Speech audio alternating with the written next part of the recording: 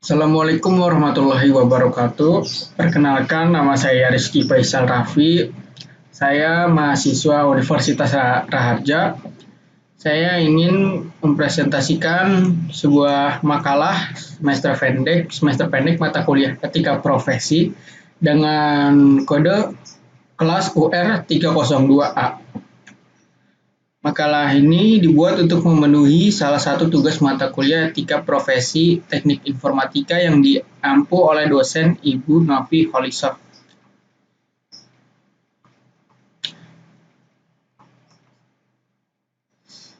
Berikut daftar isi yang akan saya presentasikan.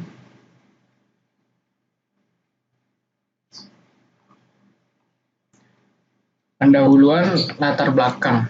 Dalam kehidupan bermasyarakat, maka sebetulnya setiap individu dituntut untuk mampu bersikap, berperilaku, dan bertindak sesuai dengan aturan atau pola-pola interaksi yang berlaku. Hal tersebut berlaku mengikat baik secara sementara atau temporer, maupun mengikat secara kuat atau paten. Perilaku yang mengikat secara sementara hanya berlaku pada saat tertentu saja, dan tidak menuntut terlalu dalam terhadap kebebasan individu. Namun nilai-nilai yang berlaku kuat akan terus memberikan dorongan kepatuhan pada setiap individu di dalamnya untuk melakukannya baik secara sukarela atau dengan paksaan. Nilai ini kemudian berkembang pesat menjadi aturan, norma, dan nilai yang selalu berubah menurut ketentuan dan tuntutan masyarakat. Inilah yang menjadikan pokok-pokok ketentuan itu menjadi menarik untuk dicermati dan menjadi kajian yang mampu memperluas cakrawala akan ketentuan dalam bersikap dalam sebuah masyarakat. Nah, jika kita membahas tentang norma, etika, dan hukum, tentunya kita tidak dapat melepaskannya dari segi moral. Ilmu berupaya mengungkapkan realitas bagaimana adanya, sedangkan moral pada dasarnya adalah petunjuk tentang apa yang seharusnya dilakukan manusia. Hasil-hasil kegiatan keilmuan memberikan alternatif untuk membuat keputusan politik dengan berkiblat kepada pertimbangan moral. Etika profesi sangatlah dibutuhkan dalam berbagai bidang, khususnya bidang teknologi informasi dan informatika. Kode etik sangat dibutuhkan dalam bidang TI, karena kode etik tersebut dapat menentukan apa yang baik dan yang tidak baik, serta apakah suatu kegiatan yang dilakukan oleh seseorang teknik informatika itu dapat dikatakan bertanggung jawab atau tidak. Pada zaman sekarang, banyak sekali orang di bidang TI menyalahgunakan profesinya untuk merugikan orang lain. Contohnya, hacker yang sering mencuri uang password lewat komputer dengan menggunakan keahlian mereka. Contoh seperti itu harus dijatuhi hukuman yang berlaku sesuai dengan kode etik yang telah disepakati. Dan banyak pula tindakan kejahatan dilakukan di internet, selain hacker yaitu cracker dan lain sebagainya. Oleh sebab itu, kode etik bagi pengguna internet sangat dibutuhkan pada zaman sekarang ini. Kode etik profesi informatika merupakan bagian dari etika profesi. Kode etik profesi merupakan lanjutan dari norma-norma yang lebih umum yang telah dibahas dan dirumuskan dalam etika profesi. Kode etik ini lebih memperjelas, mempertegas, dan merinci norma-norma ke bentuk yang lebih sempurna, walaupun sebenarnya norma-norma tersebut sudah tersirat dalam etika profesi. Dengan demikian, kode etik profesi adalah sistem norma atau aturan yang ditulis secara jelas dan tegas serta terperinci tentang apa yang baik dan tidak baik, apa yang benar dan apa yang salah, dan perbuatan apa yang harus dilakukan dan tidak boleh dilakukan oleh seorang profesional. Rumusan masalah dalam presentasi kali ini berdasarkan latar belakang masalah di atas, maka yang menjadi penyusun merumuskan masalah adalah apakah pengertian etika profesi dan etika profesi, apakah manfaat dan tujuan etika profesi, apakah prinsip dari etika profesi, apakah pengertian kode etik, apakah pengertian dari kode etik profesi di bidang teknologi informasi, apa saja pelanggaran etika profesi di bidang teknologi informasi. Ketujuh, apa saja transaksi yang diberikan, apa saja sanksi yang diberikan kepada pelanggaran kode etik profesi di bidang teknologi informasi, dan yang ke-8, bagaimana upaya pencegahan pelanggaran kode etik. Berikut tujuannya.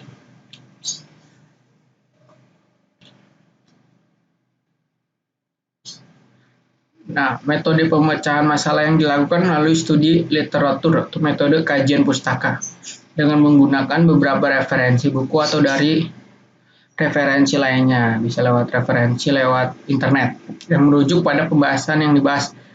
Langkah-langkah pemecahan masalah dimulai dengan menentukan masalah yang akan dibahas dengan melakukan perumusan masalah, melakukan langkah-langkah pengkajian masalah, penentuan tujuan dan sasaran, perumusan jawaban permasalahan dari berbagai sumber.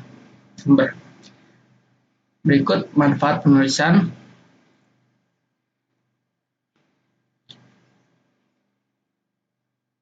Pembahasan. Pengertian etika. Secara bahasa, etika berasal dari bahasa Yunani, yaitu ethos yang berarti adat istiadat kebiasaan. Kecenderungan hati untuk melakukan perbuatan. Secara terminologi, etika adalah cabang filsafat yang membicarakan tingkah laku atau perbuatan manusia dalam hubungannya dengan baik buruk. Yang dapat dinilai baik buruk adalah sikap manusia, yaitu yang menyangkut perbuatan, tingkah laku, gerakan-gerakan, kata-kata, dan sebagainya. Adapun motif, watak, suara, hati sulit untuk dinilai. Perbuatan atau tingkah laku yang dikerjakan dengan kesadaran sajalah yang dapat dinilai. Sedangkan yang dikerjakan dengan tidak sadar tidak dapat dinilai baik buruk. Etika biasanya berkaitan erat dengan perkataan moral yang merupakan istilah dari bahasa Latin yaitu mos, dan dalam bentuk jamaknya mores, yang berarti juga adat kebiasaan atau cara hidup seseorang dengan melakukan perbuatan yang baik, kesusilaan, dan menghindari hal-hal tindakan yang buruk. Dalam kehidupan sehari-hari, etika sangat penting dalam berkomunikasi karena menyangkut perasaan dan harga diri seseorang. Oleh karena itu, kita diharapkan dapat memahami makna etika itu sendiri. KBBI, Kamus Besar Bahasa Indonesia, terbitan Departemen Pendidikan dan Kebudayaan 1998, merumuskan pengertian etika dalam 3 arti sebagai berikut. Ilmu tentang apa yang baik dan buruk, tentang hak dan kewajiban moral. Yang kedua, kumpulan asas atau nilai yang berkenaan dengan akhlak. Yang ketiga, nilai mengenai benar dan salah yang dianut di masyarakat. Sedangkan menurut Sunoto tahun 1982, etika dapat dibagi menjadi etika deskriptif dan etika normatif. Etika deskriptif hanya melukiskan, menggambarkan, menceritakan apa adanya, tidak memberikan penilaian, tidak mengajarkan bagaimana seharusnya berbuat. Contohnya sejarah etika. Adapun etika normatif sudah memberikan penilaian yang baik dan yang buruk, yang harus dikerjakan dan yang tidak. Menurut Profesor Robert Salomon, etika dapat dikelompokkan menjadi 2, yaitu etika merupakan karakter individu yang merupakan, dalam hal ini termasuk bahwa orang yang beretika adalah orang yang baik. Pengertian ini disebut pemahaman manusia sebagai individu yang beretika. Etika yang kedua, etika merupakan hukum sosial yang merupakan hukum yang mengatur, mengendalikan, serta membatasi perilaku manusia. Pengertian profesi. Definisi profesi menurut para ahli. Kita ambil salah satu contoh. Para ahli Stein E.H. tahun 1962. Nomor 1, profesi adalah suatu kumpulan atau set pekerjaan yang membangun suatu set norma yang sangat khusus yang berasal dari perannya yang khusus di masyarakat. Nah, berikut menurut para ahli,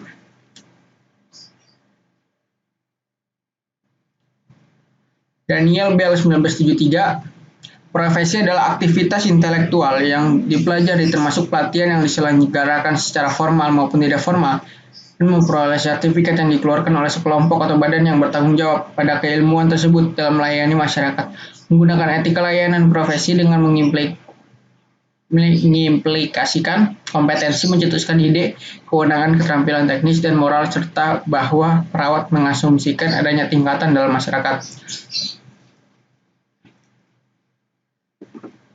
Profesi adalah bidang pekerjaan yang dilandaskan pendidikan keahlian, keterampilan, kejuruan, dan sebagainya.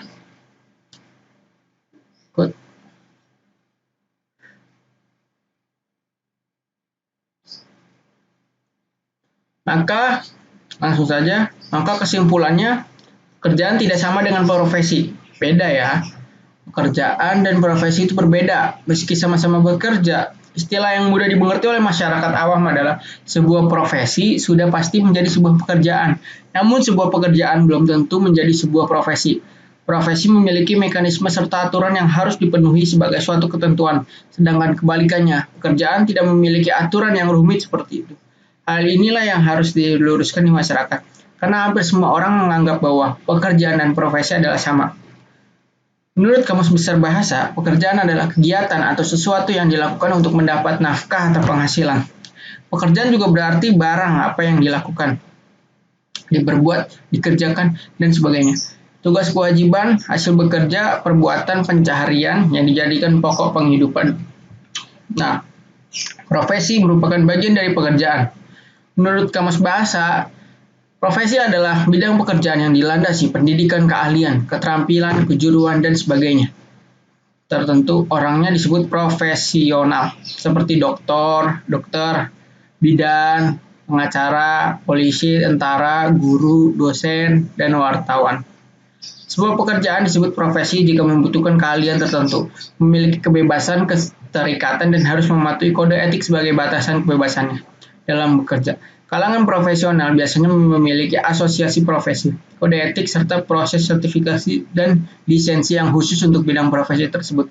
Kaum profesional cenderung mengendalikan kerja dan pengetahuan teoritis mereka agar terhindar adanya intervensi dari luar. Pedoman perilaku mereka adalah kode etik. Nah, pengertian etika profesi. Menurut para ahli, maka etika tidak lain adalah aturan perilaku adat kebiasaan manusia dalam pergaulan antara sesamanya dan menegaskan mana yang benar dan mana yang buruk. Perkataan etika atau lazim juga disebut etik, berasal dari kata Yunani ethos yang berarti norma-norma, nilai-nilai kaidah dan ukuran-ukuran bagi tingkah laku manusia yang baik. Menurut para ahli, contohnya Dr. Hades O.P. Simorangkir. Etika atau etik sebagai pandangan manusia dalam berperilaku menurut ukuran dan nilai yang baik. Menurut Dr. Sidi Gajalba dalam sistematika filsafat, etika adalah teori tentang tingkah laku perbuatan dipandang dari segi baik dan buruk sejauh yang dapat ditentukan oleh akal. Ada 4 menurut para ahli. Langsung ke tujuan dan manfaat etika profesi. Tujuan etika profesi. Suhrawadi Lubis tahun 1994 menyatakan bahwa yang menjadi tujuan pokok dari rumusan etika dalam kode etik profesi antara lain standar-standar etika yang menjelaskan dan menetapkan tanggung jawab kepada lembaga dan masyarakat umum. Yang kedua, membantu para profesional dalam menentukan apa yang harus mereka perbuat dalam menghadapi dilema pekerjaan mereka. Yang ketiga, standar etika bertujuan untuk menjaga reputasi atau nama para profesional. Yang keempat, untuk menjaga kelakuan dan integritas para tenaga profesi. Yang kelima, standar etika juga merupakan pencerminan dan pengharapan dari komunitasnya, yang menjamin pelaksanaan kode etik tersebut dalam pelayanannya. Yang keenam, standar-standar etika mencerminkan atau membayangkan pengharapan moral-moral dari komunitas. Dengan demikian, standar-standar etika menjamin bahwa para anggota profesi akan menaati kitab undang-undang etika, kode etik profesi dalam pelayanannya. Yang ketujuh, standar-standar etika merupakan dasar untuk menjaga kelakuan dan integritas atau kejujuran dari tenaga ahli profesi. Perlu diketahui bahwa kode etik profesi adalah tidak sama dengan hukum atau undang-undang. Seorang ahli profesi yang melanggar kode etik profesi akan menerima sanksi atau denda dari induk organisasi profesinya. Manfaat etika profesi, ada beberapa manfaat. Ada 4, yaitu yang pertama manfaat terhadap diri sendiri, yang kedua manfaat terhadap masyarakat, yang ketiga manfaat terhadap negara, dan yang keempat manfaat terhadap hukum. Salah satunya terhadap diri sendiri adalah penyandang profesi memiliki kesempatan luas untuk mengabdikan diri demi kepentingan publik. Manfaat terhadap masyarakat yang kedua merupakan masyarakat dapat memperoleh pelayanan sesuai dengan kebutuhannya, mengingat profesi memiliki keahlian khusus yang tidak dimiliki pihak lain. Manfaat terhadap negara yang ketiga, penyandang profesi dapat berperan serta memajukan negara dengan keahlian bidang tertentu yang dimilikinya. Segala bidang dalam aktivitas negara saling terkait. Apabila segala bidang kehidupannya dapat berjalan dengan maksimal, maka mekanisme pembangunan dalam segala bidang menjadi maju yang berdampak pada kemajuan negara.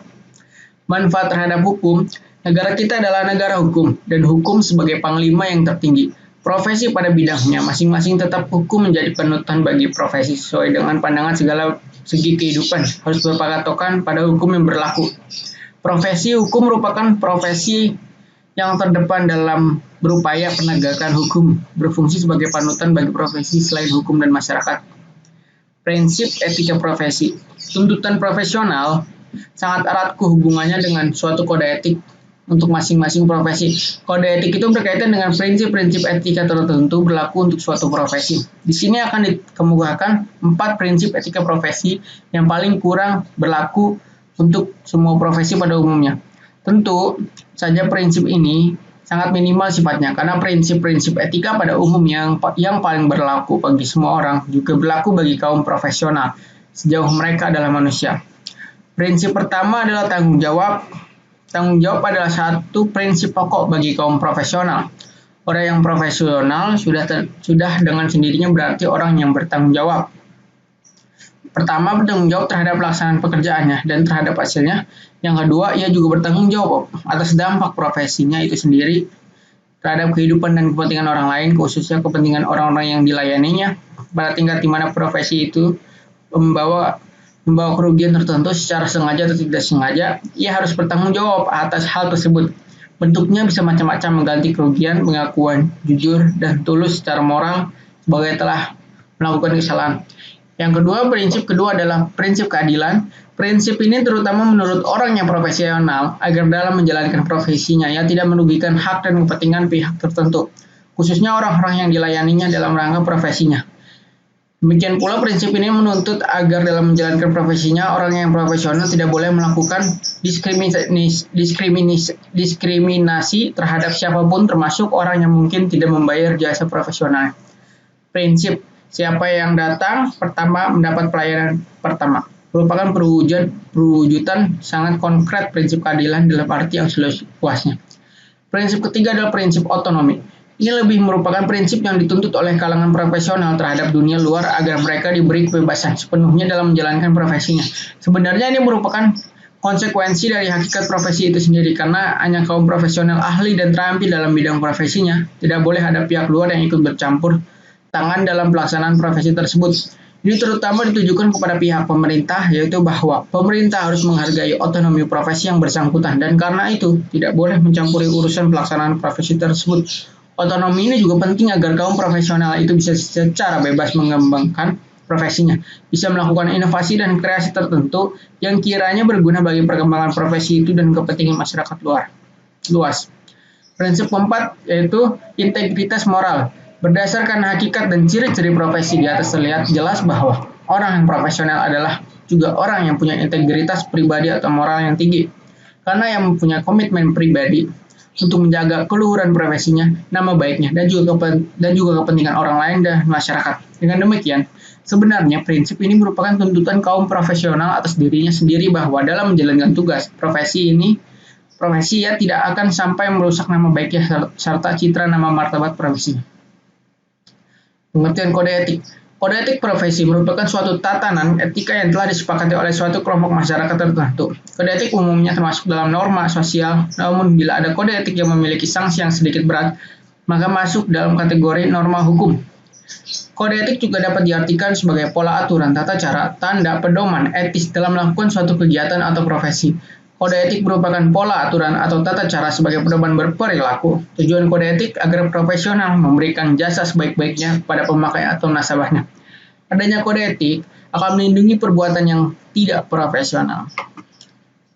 Jadi kita dituntut untuk berprofesional. Pengertian kode etik profesi dalam bidang teknologi informasi. Kode etik profesi merupakan suatu tatanan etika yang telah disepakati oleh suatu kelompok masyarakat tertentu. Kode etik umumnya termasuk dalam norma sosial, namun bila ada kode etik yang memiliki sanksi yang agak berat, maka masuk dalam kategori norma hukum. Kode etik juga dapat diartikan sebagai pola aturan, tata cara, tanda, pedoman etis dalam melakukan suatu kegiatan atau pekerjaan. Kode etik merupakan pola aturan atau tata cara sebagai pedoman berperilaku. Tujuan kode etik agar profesional memberikan jasa sebaik-baiknya kepada pemakai atau nasabahnya. Nah, berikut macam-macam fungsi kode etik. Yang pertama, memberikan pedoman bagi setiap anggota profesi tentang prinsip profesionalitas yang digariskan. Yang kedua, sebagai sarana kontrol bagi masyarakat atas profesi yang bersangkutan.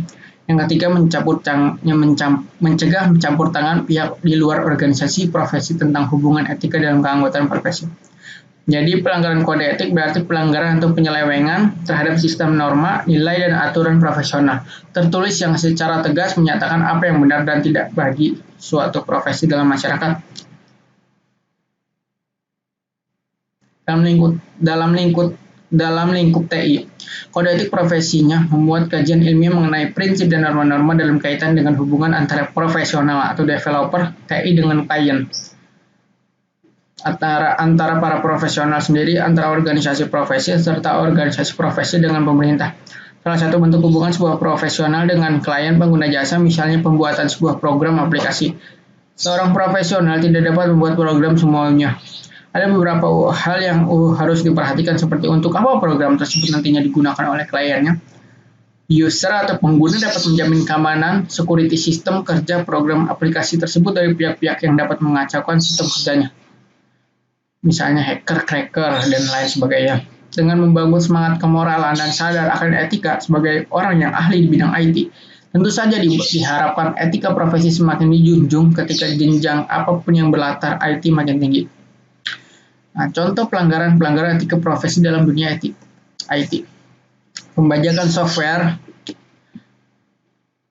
pembajakan perangkat lunak adalah penyalinan atau distribusi perangkat lunak secara ilegal atau tidak sah, atau dapat diartikan dengan penduplikasian data dengan memperbanyak data tanpa seizin pemiliknya. Nah, berikut contohnya. Yang kedua, pembajakan film dan lagu, piracy.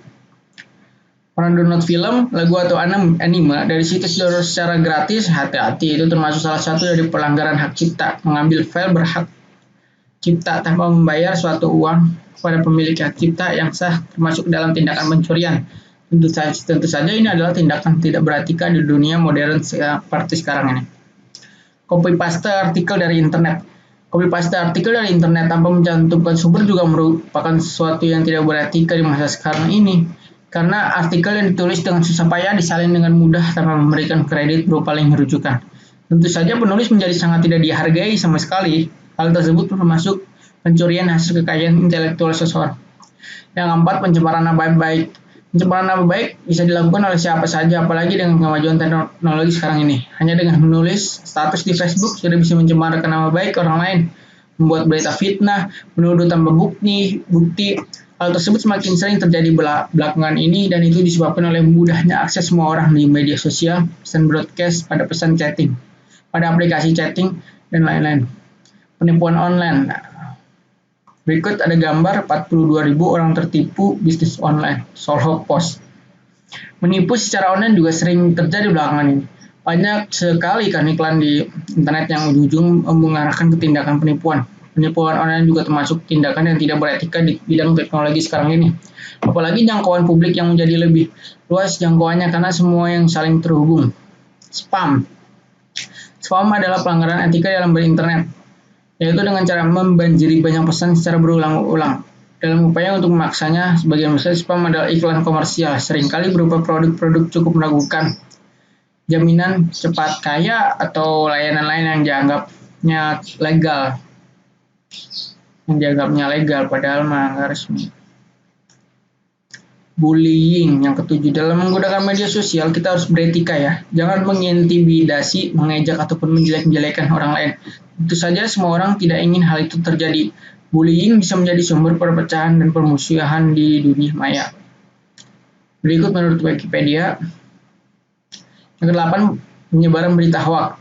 Berita hoax semakin cepat menyebar belakangan ini dikarenakan teknologi informasi yang semakin berkembang dan mudah diakses oleh siapapun. Membuat berita palsu ini telah menyalahgunakan etika dari profesi sebagai penulis berita. Sebagai pembaca, kita harus lebih cerdas dan dalam memilah informasi dan jangan menyebarkan informasi yang belum jelas kebenarannya. Dikarenakan adanya jejaring sosial yang tumbuh semakin besar, berita hoax jadi semakin sulit untuk ditangani. Biasanya bapak-bapak atau orang tua yang tidak tahu bahwa berita itu hoax atau benar, maka kita saring dulu apakah berita itu hoax atau benar dengan melihat di internet website yang terpercaya.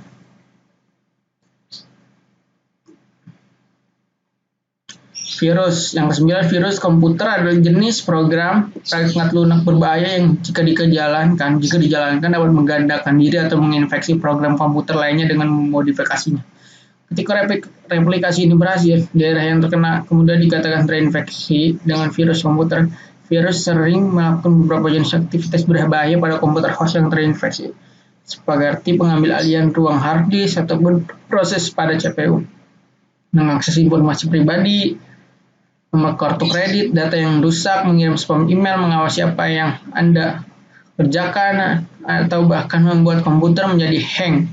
Namun tidak semua virus membawa itu merusak dan berusaha menyembunyikan diri, karena ciri khas virus adalah mereplikasi program komputer kemudian mengcopy dirinya sendiri tanpa persetujuan pemilik komputer. Yang ke-10, carding. Carding adalah istilah yang menjelaskan tentang perdagangan kartu kredit, rekening bank, dan informasi pribadi lainnya secara online. Istilah singkatnya, carding adalah mencuri informasi kartu kredit atau rekening bank untuk digunakan sendiri atau dibagikan kepada orang lain. Dengan mendapatkan informasi tersebut, pelaku carding dapat menggunakan akun kartu kredit tersebut dan menguras semua isinya tanpa harus mendapat izin dari pemiliknya. Carding. Melanggar etika ya sob, bro. Bahkan melanggar moral dan termasuk tindak kejahatan yang sangat merugikan orang lain. Yang ke-11, pembajakan akun. Pemilik akun kehilangan akses terhadap sosial media mereka. Biasanya pembajakan akun Facebook. Akun Facebook yang dibajak digunakan oleh pembajak sembarangan. Yang ke-12, perjudian online. Perjudian online. Yang ke-13, phishing. Link phishing nih. Phishing adalah usaha untuk mendapatkan informasi sensitif seperti username dan password dengan menyamar sebagai entitas yang dapat dipercaya dalam komunikasi elektronik. Alamat website kepada kalian dengan tampilan yang sangat mirip dengan Facebook padahal bukan Facebook aslinya. Link phishing. Phishing biasanya dilakukan dengan spoofing email atau pesan instan dan sering mengarahkan pengguna untuk memasukkan informasi pribadi di situs web palsu, tampilan dan nuansa yang hampir identik dengan yang asli. Komunikasi yang mengaku berasal dari situs web sosial, situs lelang bank, pemroses pembayaran online, atau administrator TI sering digunakan untuk memancing korban. Email phishing mungkin berisi link ke situs web yang terinfeksi perangkat lunak jahat. Fake Facebook URL. Facebook palsu. Yang 14, cheating game dan app. Bisa dibaca, cheat adalah penyalahgunaan kemampuan yang menjalankan aplikasi atau game secara tidak normal. Yang ke-15, hacking. Aktivitas hacking adalah aktivitas yang tidak beretika, mencari celah suatu situs kemudian memasukinya. Adalah pelanggaran kode etik dalam dunia cyber.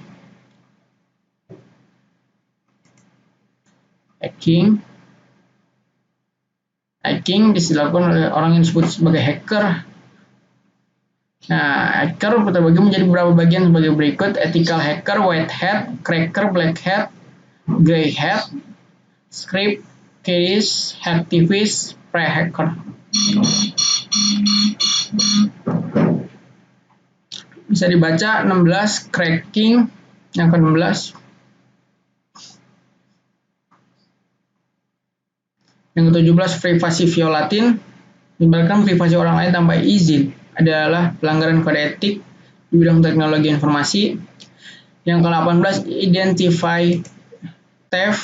identify theft atau pencurian identitas adalah penggunaan identitas orang lain yang disengaja, biasanya sebagai metode untuk mendapatkan keuntungan finansial atau mendapatkan pujian dan keuntungan lainnya atas nama orang lain, dan mungkin merugikan kehilangan orang lain. Orang yang identitas diasumsikan dapat menimbulkan konsekuensi yang merugikan jika mereka bertanggung jawab atas tindakan pelaku.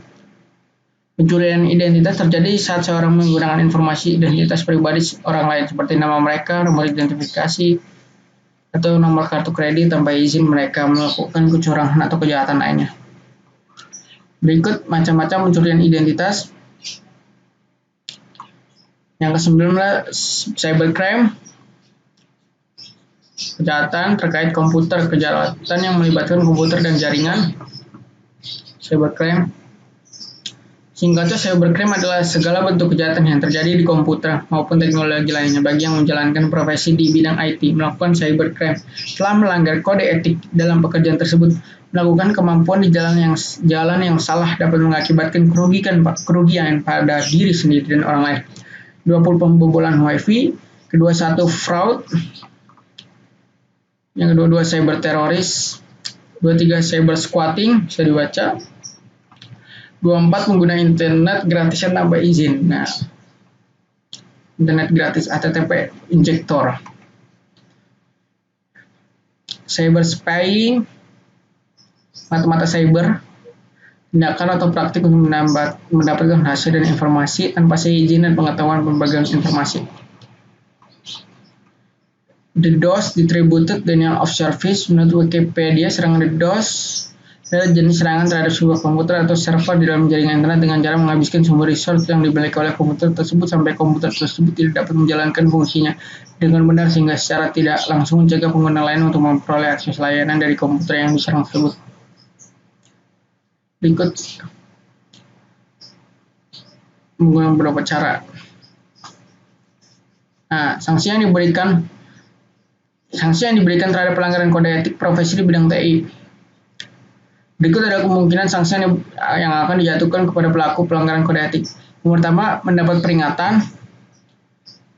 Pada tahap ini, si pelaku akan mendapatkan peringatan halus. Misal, jika seseorang menyebutkan suatu instansi terkait namun belum parah tingkatannya, bisa saja ia akan menerima email yang berisi peringatan.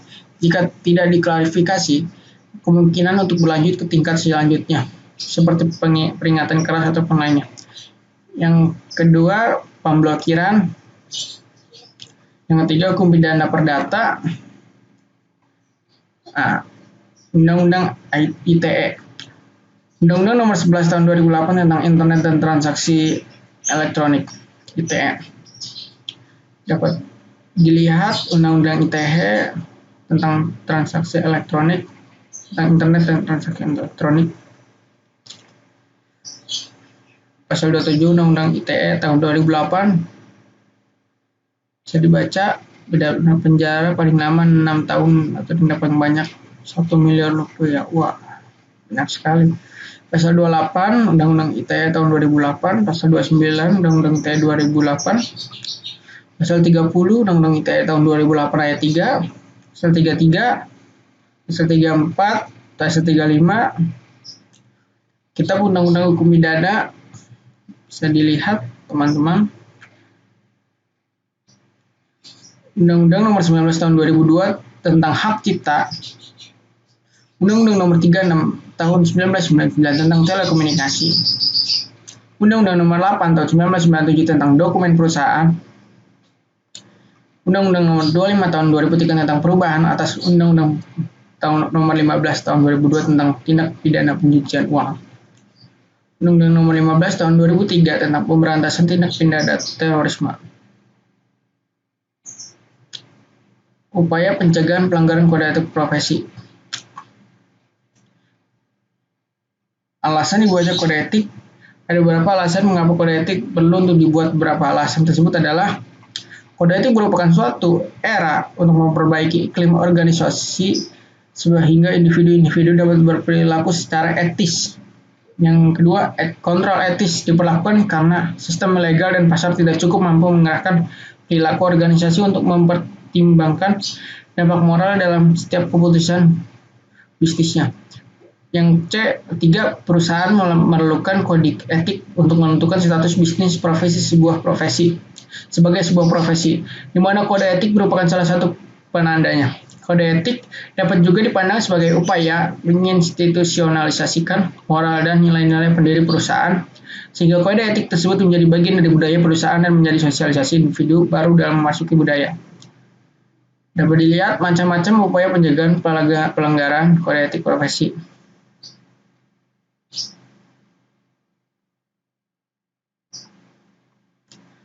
Ya, penutup dari penjelasan di atas. Kesimpulan, etika berasal dari bahasa Yunani ethos yang berarti adat istiadat atau kebiasaan yang baik. Etika biasanya berkaitan erat dengan perkataan moral yang merupakan istilah dari bahasa Latinnya timos dan dalam bentuk jamaknya mores yang berarti juga adat, kebiasaan atau cara hidup seseorang dengan melakukan perbuatan yang baik, kesusilaan dengan menghindari hal-hal tindakan yang buruk. Bertolak dari kata tersebut, akhirnya etika berkembang menjadi studi tentang kebiasaan manusia berdasarkan kesepakatan menurut ruang dan waktu yang berbeda. Kerjaan tidak sama dengan profesi, seperti dijelaskan di atas tadi. Seseorang profesional TI tidak dapat membuat program semaunya. Ada beberapa hal yang harus diperhatikan seperti untuk apa program tersebut nantinya digunakan oleh klien. User dapat menjamin keamanan security sistem kerja program aplikasi tersebut dari pihak-pihak yang mengacaukan sistem kerjanya. Nah, teknologi informasi dan komunikasi bisa menjadi pilar pembangunan nasional yang bisa mengadaptasi di setiap masalah bangsa dan masyarakat. Sebagai contoh, menyerap tenaga kerja baru, mencerdaskan kehidupan bangsa, dan sebagai alat pemersatu bangsa. Demikian makalah yang saya buat, semoga dapat bermanfaat bagi pembaca. Apabila ada saran dan kritik yang ingin disampaikan, silakan sampaikan kepada penulis. Apabila ada terdapat kesalahan, mohon dapat dimaafkan dan memakluminya, karena penulis adalah hamba Allah yang tidak lupa dari kesalahan. Nah, terima kasih. Berikut daftar pustaka. Ya, terima kasih. Wabillahi taufiq wal hidayah. Wassalamualaikum warahmatullahi wabarakatuh.